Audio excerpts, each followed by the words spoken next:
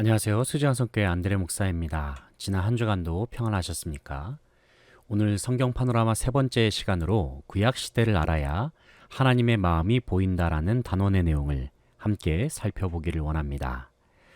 우리가 만일 성경을 지구에 비유를 한다면 이 지구에는 구약과 신약이라는 두 개의 큰 대륙을 가지고 있다고 말할 수 있습니다. 여기서 구약의 대륙은 신약의 대륙과 비교했을 때에 3배 정도 되는 크기입니다. 이처럼 방대한 분량의 구약을 우리가 읽어 나아가기 위해서는 적절한 지도나 그리고 안내서가 있을 때에 더욱 효과적으로 학습할 수가 있습니다. 저희가 지난번에 살펴보았듯이 구약을 크게 3가지 범주로 나눈다면 역사서, 체험서, 예언서라는 범주로 분류할 수 있습니다. 이러한 분류는 우리가 구약을 나눌 수 있는 방법 중에 하나라고 할 수 있습니다. 이 시간에는 우리가 구약을 본격적으로 공부하기에 앞서서 구약 성경의 윤곽을 파악하는 작업을 먼저 해보고자 합니다. 앞서 말씀을 드렸듯이 구약은 신약 성경의 3배에 달하는 분량을 가집니다. 이 방대한 분량의 구약을 역사, 체험, 예언이라는 범주로 나누어 본다면 다음과 같은 그림으로 표현할 수가 있습니다. 구약의 구조가 되겠는데요.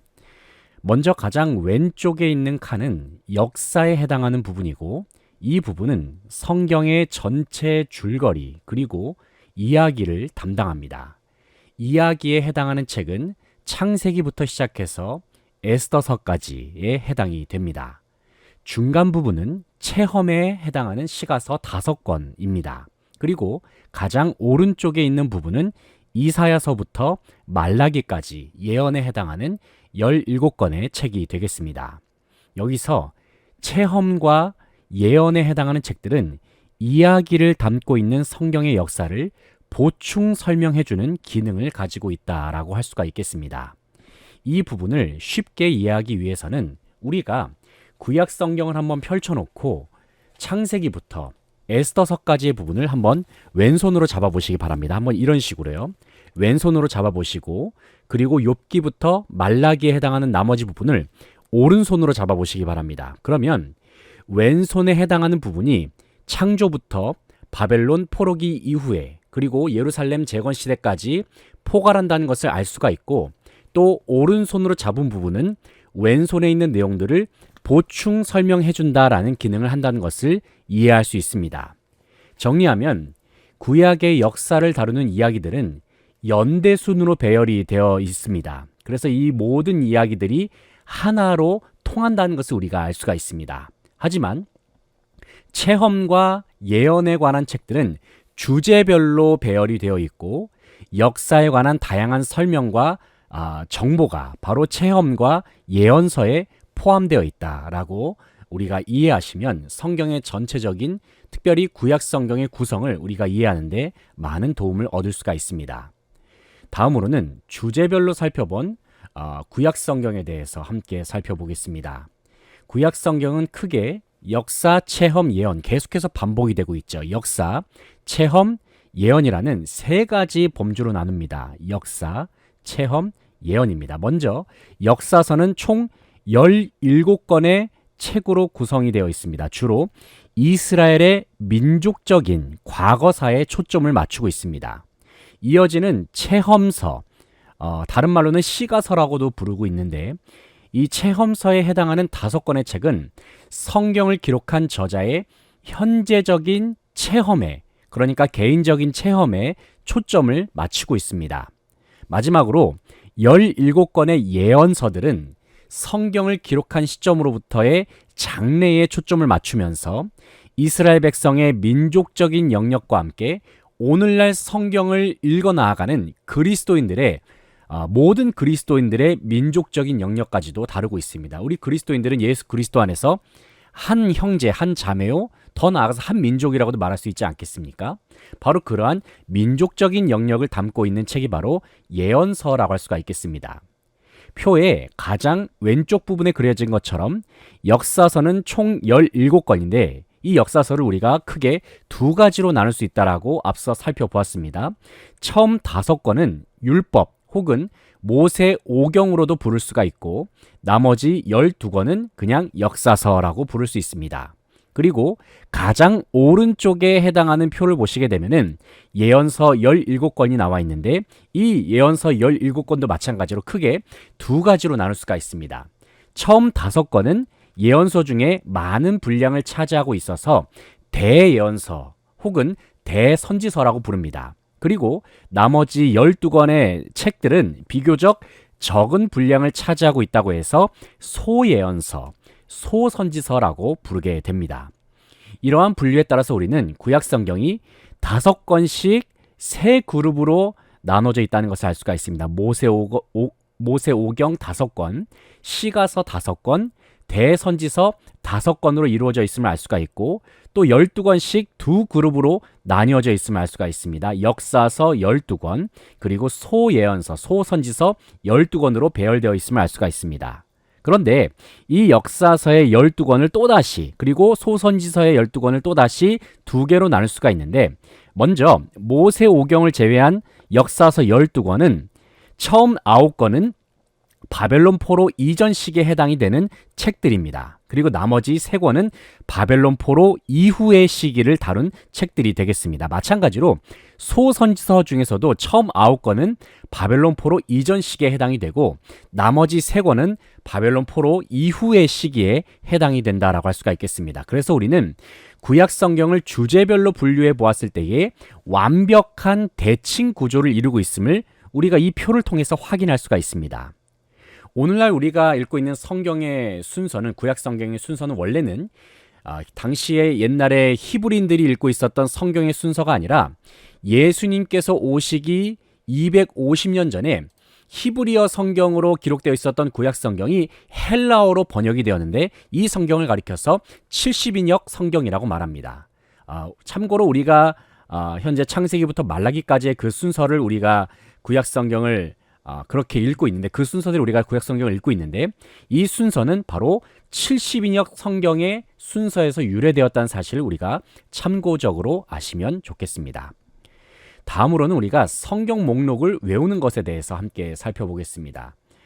우리가 이처럼 역사서 17권과 또 예언서 17권 이 모든 책들을 5권, 9권 그리고 3권의 단위로 나누게 되면은 구약 성경의 39권의 목록을 쉽게 외울 수가 있는데 더 쉽게 외울 수 있는 방법은 지금 여러분에게 보여드리고 있는 성경 목록가 이 성경 목록가를 외우게 되면 우리는 성경 전체의 목록을 쉽게 암기할 수가 있습니다. 우리가 성경 목록을 암기하게 되면은 성경을 보다 빨리 찾으면서 더 빠른 시간에 많은 내용을 공부할 수가 있기 때문에 가급적이면 성경의 목록을 외우는 것을 여러분에게 추천드립니다.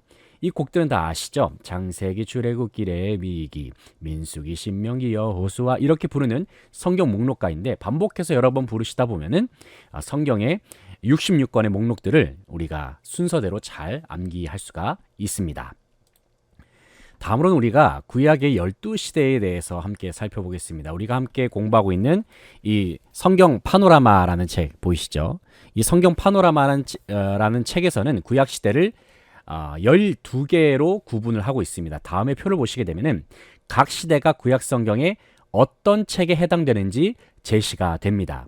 앞서 구약에서 역사에 해당하는 책은 모세오경과 나머지 12권까지 합쳐서 총 17권이라고 말씀을 드렸는데 이 중에서 구약의 전반적인 줄거리, 핵심 줄거리를 전개해 나가는 책은 표에 제시된 11권의 책이 되겠습니다. 그래서 창세기, 출애굽기, 민수기, 여호수아서, 사사기, 사무엘상하, 열왕기상하 그리고 바벨론 포로 시대를 다루고 있는 역사서는 없습니다. 에스라서, 느헤미야서 그래서 총 12개의 시대적 구분을 가지고 있다. 성경 파노라마에서는 그렇게 구분을 하고 있다는 것입니다. 그래서 우리가 구약 성경을 읽을 때는 먼저는 역사에 해당하는 다음에 표에 나와 있는 11권의 책을 읽게 되면 구약의 나머지 11권을 제외한 구약이 총 39권이니까 39권에서 이 11권의 책을 읽게 되면 나머지 28권에 대한 시대적 배경과 구약 성경의 전체 흐름을 우리가 미리 파악할 수 있다는 장점이 있습니다. 그러면 우리가 다음으로는 구약 시대에 해당하는 12개의 시대가 전하는 핵심 줄거리는 무엇인지 우리가 간단하게 살펴보고자 하겠습니다. 먼저 창세기를 우리가 함께 좀 살펴보겠습니다. 창세기 시대인데요. 창세기는 이제 족장 시대라고도 불립니다. 하나님께서 완벽한 환경 속에서 인간을 창조하셨습니다. 그리고 세 차례의 큰 심판이 있었는데 사람이 범죄함으로 말미암아서 에덴에서 추방된 사건, 노아 시대 때의 홍수 사건, 바벨탑 사건 등 세 차례의 큰 심판이 있은 후에 장차 이스라엘 민족의 조상이 될 세 사람을 하나님께서 이제 택하셨습니다. 아브라함, 이삭과 야곱. 그래서 이 세 사람에게 초점을 맞추셨습니다. 그래서 창세기 뒷부분에서는 야곱의 식구들이 기근을 피해서 애굽으로 내려가는 이야기를 끝으로 해서 창세기의 족장 시대가 막을 내리게 됩니다. 둘째는 출애굽 시대, 출애굽기가 되겠습니다. 이 시대는 출애굽 시대라고도 불리고 이스라엘 백성들이 애굽 땅에서 거주하면서 그 수가 크게 번성합니다. 하지만 그들이 애굽에서 종살이 생활을 하게 되죠. 그래서 이에 하나님께서는 바로에게 재앙을 내리셔서 모세로 하여금 이스라엘 백성들을 이끌고 광야로 나오게 하셔서 시내산에 이르게 하십니다. 그리고 거기서 이스라엘 백성들에게 무엇을 주십니까? 율법을 주시죠. 그리고 성막 예배 제도를 명하십니다. 이것이 바로 출애굽기에 나오는 출애굽 시대가 되겠습니다. 셋째는 민수기 시대입니다. 이 시대를 가리켜서 광야 시대라고도 부릅니다. 민수기는 시내산에서의 인구조사와 이스라엘 백성들의 불신앙으로 말미암는 그들이 광야에서 방황했던 일들을 기록하고 있습니다. 그리고 요단 강가에서 새로운 인구조사를 기록한 책이 바로 민수기가 되겠습니다. 넷째는 여호수아서 시대입니다. 이 시대는 가나안 정복 시대라고 부릅니다. 여호수아서에는 이후에 여호수아가 이스라엘 백성들을 이끌고 약속의 땅으로 들어가서 가나안 족속들을 정복한 이야기가 여호수아서에 기록이 되어 있습니다. 또 다섯 번째는 사사기 시대입니다. 이 시대를 가리켜서 사사시대라고도 부르죠. 사사기에는 가나안 정복 이후에 다음 통치자였던 군사 지도자이기도 한 12명의 사사들, 이 사사들은 재판관이기도 했고 또 군사 지도자이기도 했고 당시의 지도자, 이스라엘 백성, 왕이 없었던 이스라엘 시대, 사사시대 때에 지도자 역할을 했던 사람들이었는데 총 12명의 사사들이 일어나서 간헐적으로 이스라엘 백성들을 다스린 이야기가 나옵니다. 그것이 바로 사사시대였는데 사사시대는 이 시대에 왕이 없었기 때문에 각기 자기 소견에 옳은 대로 행하였던 시기라고 성경에서는 그렇게 묘사를 하고 있습니다. 여섯째와 일곱째는 사무엘 상 시대, 사무엘 하 시대가 되겠습니다. 이 시대는 이스라엘의 왕권이 시작되는 시기이고 나라가 아직 나뉘기 전이었기 때문에 하나였던 시대라고 해서 통일 왕국 시대라고도 부릅니다. 사무엘이 이스라엘의 마지막 사사였고 사무엘 이후에 사울이 이스라엘의 첫 번째 왕으로 즉위하게 됩니다. 하지만 그는 다윗을 추적하는 데 인생을 허비하고 맙니다.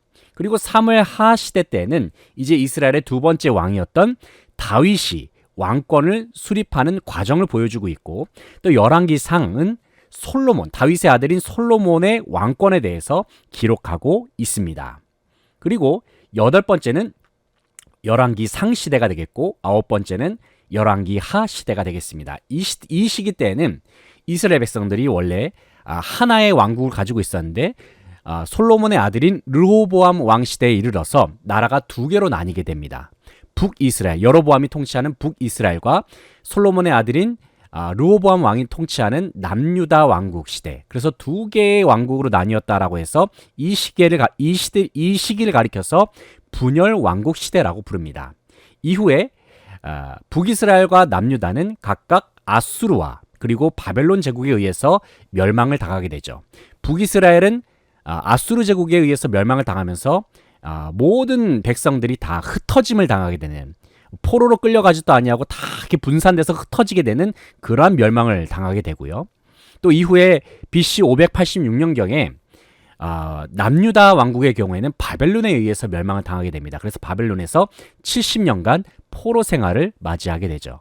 그래서 이러한 포로 시대를 다루고 포로 시대 이전까지를 다루고 있는 책들이 바로 열왕기상, 열왕기하가 되겠습니다. 결국에는 남유다 왕국, 북이스라엘 왕국은 모두 다 외세에 의해서 멸망을 당하면서 이제 그들의 고국 땅이었던 팔레스타인 지역을 다 떠나게 됩니다. 이후에 열 번째 시대는 바벨론 포로 시대인데 이 포로 시대의 내용을 기록한 성경은 없으며 이 부분은 여러 구약의 예언서를 통해서 간접적으로 확인할 수 있는 부분이기도 합니다. 그 다음으로는 11번째가 되겠는데 11번째는 에스라 시대가 되겠고 12번째는 느헤미야서 시대가 되겠습니다.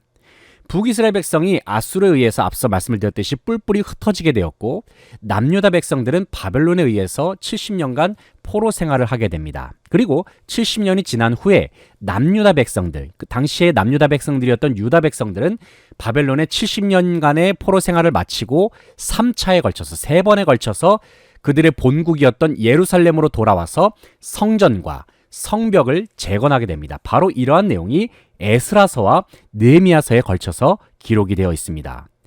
이와 같은 구약 성경의 역사 이야기는 이 느헤미야서를 끝으로 해서 잠시 끝났다가 400년이 지난 후에 신약과 함께 역사는 계속해서 흘러가게 됩니다. 앞서 우리는 구약의 17권의 역사 중에서 11권의 책이 구약의 역사의 주된 줄거리를 이룬다라고 말씀을 드렸습니다. 이제는 11권을 제외한 나머지 6권의 역사서들은 각 시대에서 어떠한 위치를 차지하고 있는지 함께 살펴보고자 하겠습니다. 먼저 첫 번째는 율법서입니다. 먼저는 나머지 다루지 않았던 율법서인 레위기와 신명기가 어디에 위치해 있는지를 함께 살펴보겠습니다. 먼저 레위기입니다. 레위기는 하나님께서 시내산에서 주신 예배 제도를 설명한 책입니다. 시기적으로는 출애굽기 24장 12절부터 민수기 10장 10절까지의 시기에 해당하는 그 부분에 해당하는 책이 바로 레위기라고 할 수가 있겠습니다. 그리고 신명기는 어느 시대에 해당이 되느냐? 신명기는 바로 민수기와 여호수아서 사이에 자리 잡고 있는데 신명기가 어떤 책이냐면은 이스라엘 백성들이 약속의 땅 건너편인 모압 평지에 이르렀을 때에 당시 이스라엘의 지도자였던 모세가 이스라엘의 다음 세대들을 위해서 율법을 다시금 반복하여서 가르친 내용이 바로 신명기가 되겠습니다. 그래서 신명기라는 책의 뜻은 두 번째 율법이라는 뜻이 있습니다. 신명기의 신이라고 하는 한자가 두 번째라는 뜻이 있거든요. 그래서 이것은 첫 번째 주셨던 율법에 이어 두 번째 율법을 주셨다는 의미가 아니라 이스라엘 후손들에게 율법을 다시 재차 두 번째로 들려주었다라는 의미가 있습니다. 시기적으로는 민수기 28장 이후에 해당이 됩니다. 정리하면은 레위기와 신명기는 이스라엘 백성들이 광야에서 머물고 있던 시기에 주어진 책이었다라고 이해하시면 되겠습니다. 다음으로는 역사서가 되겠습니다. 역사서에서 우리가 다루지 않았던 책들이 룻기와 그리고 역대상, 역대하 이 세 권의 책 그리고 또 에스더서까지 있는데 한번 이 책들이 어느 위치에 포함되어 있는지 함께 살펴보겠습니다. 먼저는 룻기서입니다. 룻기가 어떤 책이냐면은 먼저 룻기는 사사시대 때에 기록한 책입니다. 사사시대 때에 해당하는 책으로서 당시 사사시대는 왕이 없었기 때문에 각기 자기 소견에 옳은 대로 이스라엘 백성들이 행해왔던 아주 패역한 시대였다라고 말할 수가 있겠습니다. 그런데 그 당시에 타락했던 이스라엘 백성들 사이에서 신실하게 믿음을 지켰던 사람들이 있었는데 바로 그것이 룻이 포함된 그 가문에 해당하는 사람들이 되겠습니다. 룻과 보아스.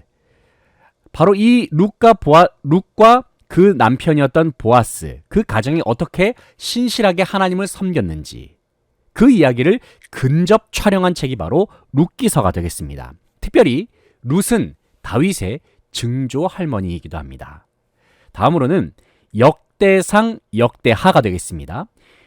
역대상, 역대하는 열왕기 상하와 마찬가지로 역사서에 해당하는 책인데 열왕기 상하와 비슷한 내용을 가지고 있지만은 열왕기 상하와 차이점이 있다면은 역대상하 같은 경우에는 남유다 왕국의 역사관, 다시 말해서 다윗 가문의 역사관을 중심으로 기록되었다는 중요한 특징이 있습니다.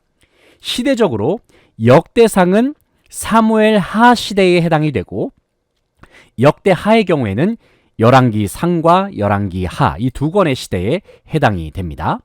그리고 마지막으로 에스더서 같은 경우에는 시대적으로 에스라 시대에 해당이 됩니다. 이처럼 성경의 나머지 책들까지 우리가 자리매김을 해보게 되면은 구약의 역사서 17건을 가장 먼저 일어난 사건부터 가장 나중에 일어난 사건까지 이와 같은 표로 총정리를 할 수가 있겠습니다. 다음으로는 시가서 혹은 체험서 5건이 어떤 시대에 해당이 되는지 살펴보도록 하겠습니다. 먼저는 욥기서입니다.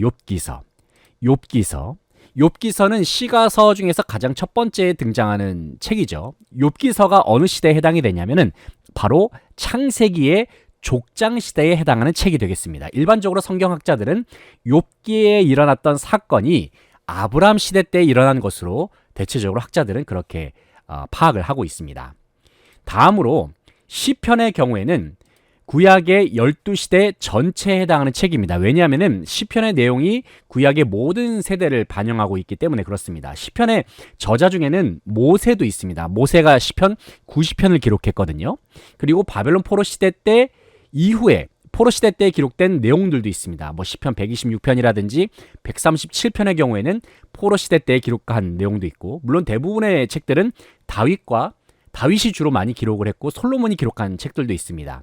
하지만 시편의 내용의 거의 절반은 다윗이 기록을 했기 때문에 일반적으로 시편의 역사를 가리켜서 사무엘상, 사무엘하 시대로 해당하는 것으로 간주하기도 합니다. 왜냐하면 사무엘상, 사무엘하가 다윗의 생애가 주로 기록되어 있는 그러한 책이기 때문에 그렇습니다. 다음으로는 아가서, 잠언, 전도서가 어느 위치에 포함되어 있는지 함께 살펴보겠습니다. 아가서는 솔로몬이 기록한 책입니다. 특별히 솔로몬은 이 시가서 중에서 아가서, 잠언, 전도서를 기록했다고 전해집니다. 일반적으로 솔로몬이 기록했던 아가서, 잠언, 전도서는 솔로몬이 기록한 순서대로 이제 책이 배열이 되어 있습니다. 아가서를 가장 먼저 기록했고 그 다음에 잠언, 그리고 인생의 말년에 전도서를 기록했다라고 그렇게 전해집니다. 여기서 아가서는 결혼 생활의 기쁨을 노래한 책입니다. 그래서 인생의 청년기, 솔로몬이 결혼했을 그 즈음에 기록했을 것으로 추정을 하고 있습니다. 그리고 이어서 잠언의 경우에는 솔로몬이 왕으로서 하나님의 지혜를 널리 펼치기 위해서 인생의 절정기에 기록했다라고 전해집니다. 이어지는 전도서의 경우에는 인생을 철학적으로 회고하면서 인생의 참된 만족은 무엇인지 고찰하는 내용이 기록이 되어 있다라고 알려져 있습니다. 그래서 인생을 회고하는 시점이기 때문에 아마 인생의 후반기에 기록했을 것이다라고 많은 학자들이 그렇게 파악을 하고 있습니다. 마지막으로는 예언서 17권의 시대적 위치를 함께 살펴보겠습니다. 예언서 17권인데요. 먼저 우리가 구약시대의 예언가들 중에서 바벨론 포로 시대 때 활동한 선지자들이 3명이 있음을 우리가 먼저 알 필요가 있습니다. 그 선지자들은 바로 예레미야, 에스겔, 다니엘입니다. 그 중에서 예레미야 선지자의 경우에는 바벨론 포로로 잡히기 전부터 포로로 잡혀갔을 때까지 사역한 선지자로 알려져 있습니다. 그래서 바벨론 포로로 잡혀가기 전에는 예레미야서를 기록했고요. 포로로 잡혀간 그 이후에는 예레미야 애가가 포로기 이후에 기록된 책이기도 합니다. 그래서 예레미야는 총 2권의 책, 예레미야서와 예레미야 애가서 2권의 책을 기록했습니다. 그 중에서 바벨론의 포로기에 해당하는 책이 바로 예레미야 애가서가 되겠습니다. 따라서 예레미야 애가, 에스겔서, 그리고 다니엘서는 바벨론 포로기에 해당하는 책이다라고 정리할 수가 있겠고요. 그리고 예레미야를 포함한 나머지 11명의 선지자들은 열왕기상 중반부의 시기에서 열왕기하 종반에 이르는 시대까지 두루 활동했습니다. 이 시기에 활동했던 선지자들을 시대순으로 배열을 하게 되면은 표에 제시된 것과 같습니다. 오바댜, 요엘, 요나, 아모스, 호세아, 미가, 이사야, 나훔, 스바냐, 예레미야, 하박국, 이 순서대로 선지자들이 활동을 했다는 것을 우리가 알 수가 있겠습니다. 다음으로 학개, 스가랴, 말라기서는 바벨론 포로 시대 이후에, 그러니까 포로로 끌려가고 나서 그 이후에 이제 포로 귀한 시대 때에 활동한 선지자들이 되겠습니다. 그래서 학개, 스가랴, 말라기서는 바벨론 포로 시대 그 이후에 해당한 예언서가 되겠습니다. 그러니까 가장 나중에 기록된 예언서라고도 보시면 되겠습니다. 이 책들은 구약의 맨 마지막 부분에 차례대로 배치가 되어 있습니다. 지금까지 살펴본 내용들을 우리가 종합해 보게 되면은 다음의 도표인 시대 순으로 본 구약 성경에 나와 있는 그림처럼 정리를 할 수가 있겠습니다. 먼저는 이스라엘의 역사를 빠르게 진행시키는 11권의 책이 있음을 우리가 앞서 살펴보았죠. 창세기, 출애굽기, 민수기, 여호수아, 사사기, 사무엘상, 사무엘하, 열왕기상, 열왕기하, 바벨론 포로 시대는 빠져 있고 에스라, 느헤미야까지 총 11권의 시대가 이스라엘의 핵심 역사를 다루고 있다. 그리고 바벨론 포로 시기를 포함해서 구약의 12개의 시대를 포함하고 있다는 것을 알 수가 있습니다. 이 역사서에 해당하는 주된 책들을 우리가 먼저 정리하고 나서 그리고 나머지 책들을 각 시대별로 위치별로 정리를 하게 되면은 우리는 구약의 전체 뼈대를 일목요연하게 정리할 수 있다라는 것입니다. 그래서 우리가 다음에 제시된 표를 참고해서 우리는 성경을 읽어 나아갈 때에 역사 순으로 읽어 나아갈 수도 있고 그리고 각 시대에 연결되어 있는 책들만 따로 떼어서 읽을 수도 있습니다. 예를 들면 우리가 창세기를 읽어 나아간다라고 했을 때에 창세기 족장 시대에 해당하는 책들인 욥기서를 같이 병행해서 읽을 수가 있다는 것입니다. 이를 통해서 우리는 족장 시대에 관한 여러 가지 시대적 문화들을 우리가 많이 공부할 수가 있습니다. 또 우리가 또 다른 시대를 공부한다고 했을 때에 포로 시대 이후에 예루살렘 성벽을 어떻게 재건했는지를 우리가 공부하고 싶다면은 느헤미야서와 또 말라기서를 함께 공부할 수가 있을 것입니다. 또 에스라서를 읽고자 한다면은 그와 동시대를 다루고 있는 에스더서라든지 학개서, 스가랴서를 우리가 함께 읽을 수 있습니다. 이러한 방식으로 우리가 성경을 읽어 나가면은 우리가 성경 말씀에 대한 최고의 주석이 성경이라는 것을 알 수가 있습니다. 다시 말해서 우리가 성경은 또 다른 성경 본문을 설명해주고 해석해주는 기능을 한다는 것입니다. 이것을 쉽게 말하면 성경이 성경을 해석한다라고도 우리가 쉽게 한 문장으로 표현할 수가 있겠습니다.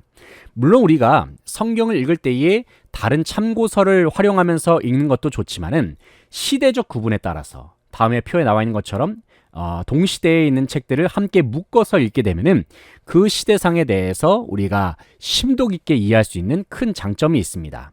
그래서 우리가 성경은 다른 본문을 설명해주고 해석해주는 기능을 한다라는 것을 유념하시면서 성경을 읽으면은 우리가 성경이 좀 더 풍성한 성경 읽기가 가능하다는 것을 알 수가 있습니다. 물론 성경을 읽을 때 다른 참고서를 활용하는 것도 좋은 방법일 수 있지만은 시대적 구분에 따라서 그 시대를 설명해주는 성경의 다른 본문을 함께 병행하면서 읽는 것이 최고의 참고가 된다는 사실을 읽으면서 성경을 읽어 나아가시기 바랍니다. 다음으로는 성경을 어떻게 통독하면 쉽게 읽어 나아갈 수 있는지 함께 살펴보겠습니다. 먼저 우리는 성경을 읽을 때에 앞서 살펴본 시대순으로 본 이제 구약 성경의 도표와 같이 성경을 시대순으로 먼저 한번 쭉 통독해 보시는 것을 추천드립니다. 그리고 나머지 책들은 각 시대를 어떻게 설명하고 있는지, 예를 들면은 출애굽기와 민수기 사이에 레위기가 있는데 그 시대의 예배 제도가 어떻게 설명이 됐는지, 그리고 민수기와 여호수아서 그 사이에 이스라엘 백성들이 가나안 땅에 들어가기 전에 모세가 과연 이스라엘 백성들의 후손들에게 어떻게 율법을 다시 가르쳤는지, 사사기 시대 때에 신실하게 믿음을 지켰던 룻기라는 책이 있는데 이 시대 때의 룻의 가문은 어떻게 믿음을 지켜나아갔는지, 이렇게 병행해 나아가면서 책을 읽어 나아가면은 구약 성경을 우리가 마치 큰 틀 안에서 짜임새를 잘 갖추면서 통일성 있게 일목요연하게 또 한 흐름을 가지고 전체적인 책들을 우리가 잘 읽어 나아갈 수가 있습니다. 그래서 성경을 읽어 나아갈 때에 성경의 메인 줄거리가 있고 그 메인 줄거리들을 각 책들은, 체험서들은 그 줄거리를 어떻게 보충하고 있고 예언서들은 그 줄거리들을 어떻게 보충하는지, 그러한 방식으로 성경을 마치 큰 그림에 있는 퍼즐을 맞추는 식으로 질서 있게 읽어 나아간다면 우리가 구약 성경이라고 하는 방대한 분량을 쉽게 읽어 나아갈 수 있을 것입니다.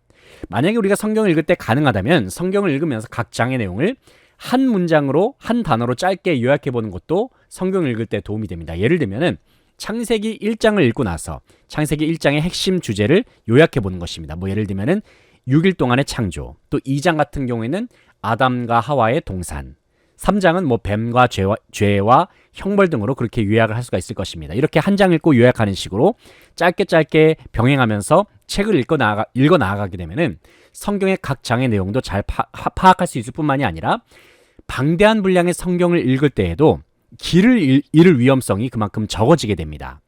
우리가 좀 더 재미있게 성경을 파악하고자 한다면 이러한 방법도 있습니다. 이합체라는 방법인데요. 이합체는 뭐 이행시, 삼행시, 사행시 이걸 떠올리시면 될 것 같습니다. 이합체가 뭐냐면은 성경의 어떤 책의 각 장 제목의 첫 글자를 따서 주제를 먼저 표현해 보는 겁니다. 그리고 그 주제를 표현한 다음에 각 글자에 해당하는 내용을 각 장에 배당된 글자로 그 주제를 표현한 다음에 각 장에 배당된 글자로 그 장의 제목을 붙여나가는 방식이 되겠습니다. 예를 들면은 요나서를 이합체로 표현한다면은 먼저 요나서가 4장이니까 네 글자로 이렇게 표현해 보았습니다. 회개, 구원 이런 식으로 표현을 해보는 것입니다. 그래서 요나서를 일단은 네 글자 회개, 구원으로 비슷한 제목을 한번 정해 본 다음에 이 글자에 맞춰서 1장의 내용을 표현해 보는 겁니다. 1장은 회피한 요나 이런 식으로 표현하는 거고요. 2장은 개자로 시작하는 개심한 요나. 물론 이거를 개에 맞춰서 비슷한 용어를 붙여보는 거죠. 개심한 요나. 3은 세 번째 글자인 구는 구원받은 니느웨. 그리고 또 원망하는 요나. 이런 식으로 해서 마치 사행시처럼 이렇게 요나서의 4장에 걸친 그 분량을 짧게 한 글자 한 글자로 의미 있는 단어로 이렇게 묶어보는 겁니다. 이것이 바로 이합체 방법이 되겠습니다. 그러니까 약간의 창의성이 필요한 그러한 작업이기도 한데 조금만 노력하면 쉽게 할 수가 있기도 합니다. 그래서 이런 식으로 우리가 사행시, 오행시와 같은 그런 방법으로 이합체 방법으로 성경을 파악하게 되면은 성경을 요나서에 관해서는 우리가 오랫동안 기억을 할 수가 있겠죠.